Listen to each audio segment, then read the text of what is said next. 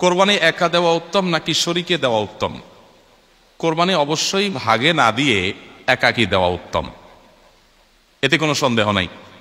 আপনি একটা গরুর 7 ভাগের 1 ভাগ নিলেন, এটার চাইতে আপনি একটা ছাগল কোরবানি দিলেন, এই দ্বিতীয় অপশনটা অবশ্যই উত্তম, এতে কোনো সন্দেহ নাই। কারণ আপনি যখন শরীকে কোরবানি দিলেন তখন সেখানে অনেক শরীক, তাদের কার উপার্জন হালাল, কার উপার্জন হারাম, কার মিশ্র উপার্জন, কার নিয়ত গোশত খাওয়া, নানান রকমের ঝামেলা সেখানে থাকে। আর আপনি যখন একা একা দিলেন তখন সেই ঝামেলাটা আর থাকেন। তো এই জন্য একাকী কোরবানি দিলে সেটা অধিকতর উত্তম হয়। আমরা সাধারণত গরু কোরবানি না দিলে আমাদের দিলটা শান্তি হয় না। এই দিলটা শান্তি হয় না কি আল্লাহর জন্য, আল্লাহর রাস্তায় বেশি টাকা খরচ করার নিয়তে? সেটাই যদি হয় তাহলে অন্য খাতে দানের ক্ষেত্রে কেন এত আগ্রহ দেখা যায় না? তো এই জন্য আসলে আমাদের নিয়তটাকে পরিশুদ্ধ করা দরকার যে আমরা কেন কোরবানি দিচ্ছি। অতএব কোরবানি আপনি একা একা দিতে পারলে সেটা উত্তম। হ্যাঁ, শরীকে দিলে সেটা জায়েজ আছে, না জায়েজ না। শরীকে কোরবানি করতে হলে কোন কোন বিষয় লক্ষ্য রাখতে হবে? শরীকে কোরবানি করতে হলে আপনাকে লক্ষ্য রাখতে হবে প্রথমত যে শরীক সবার উপার্জন যেন হালাল হয়।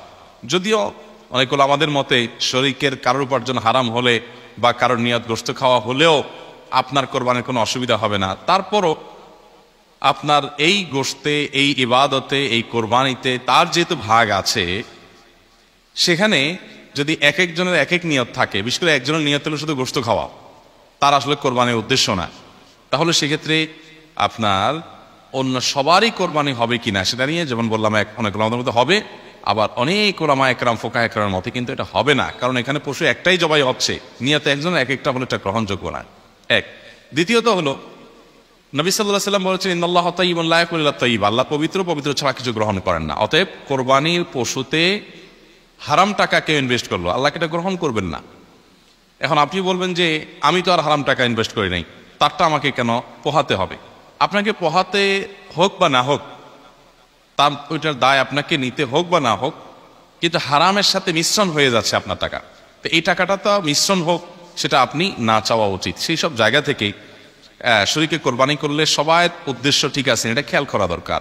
ইখতিলাফের ঊর্ধ্বে উঠেও এটা খেয়াল করা দরকার যে সবার নিয়তটা ঠিক আছে, সবাই মুখলেস মানুষ, শরীকরা ভালো মানুষ এবং উপার্জন করে হালাল, এটা দেখা দরকার। দ্বিতীয়ত গোশতের ভাগ ইত্যাদি যখন হবে তখন ইনসাফের সাথে ভাগ হচ্ছে কিনা সেটাও খেয়াল করা দরকার। এই ক্ষেত্রে যদি বেইনসাফি করেন সেটা গুনাহ হবে।